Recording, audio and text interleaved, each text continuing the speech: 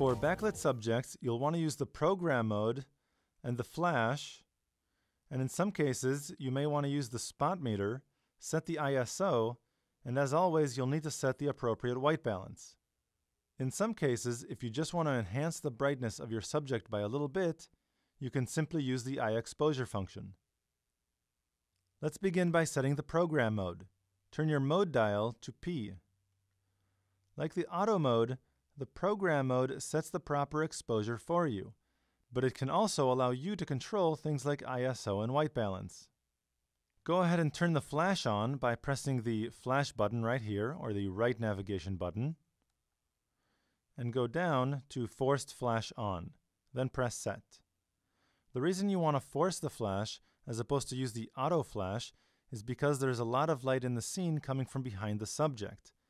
So with the auto flash set, the camera will assume there's enough light in the scene and it will choose not to use the flash. Simply by forcing the flash, you may have solved the problem.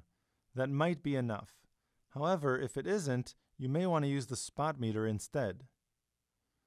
Let's go ahead and press the flash button to turn the flash off. I'll force it off, then press Set.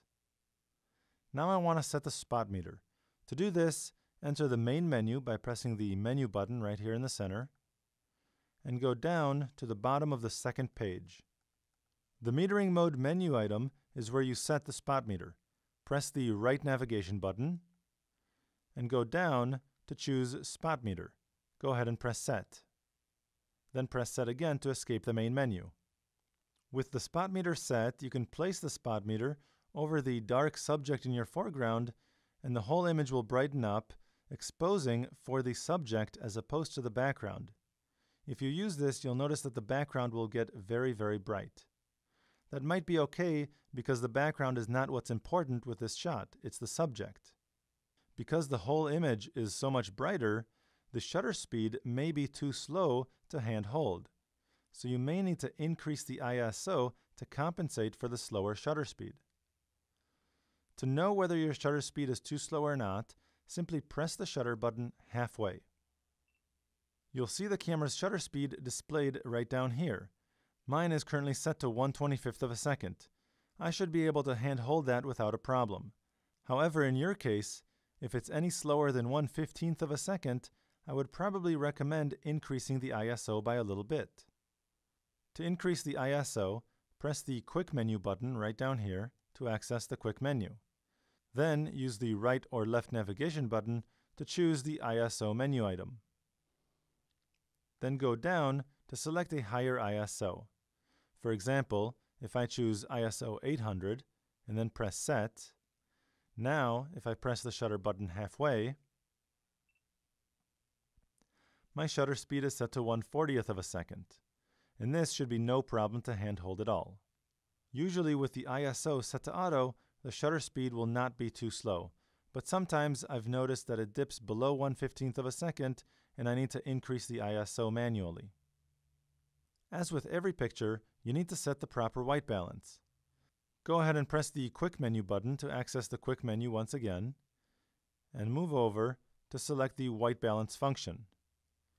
Use the up and down navigation buttons to choose the white balance option that best suits your scene. If you're outdoors and your subject is in the shade with a bright background, you'll want to choose Shade. This will properly white balance for your subject and warm up the tones in the image a little bit. If you're indoors and your subject is in front of a window, you might want to choose Incandescent because your subject is being illuminated by the incandescent lights inside the house. If you are using the flash in your scene, I recommend using the Daylight White Balance option because that seems to be closest to the flash color temperature. I'm going to use Shade because I'm not using the flash, and then I'll press Set to escape the Quick Menu. Now with my spot meter set, my ISO properly set, and my white balance properly set, I can go ahead and take my picture. Place the focusing square over my subject, press the shutter button halfway to lock focus and the exposure. Then I can recompose the image so the subject is not necessarily in the center of the frame.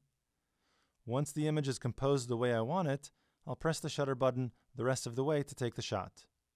If there is simply a lot of contrast in your image and you just want to enhance the brightness in a shadowy subject, then you can use the eye exposure function.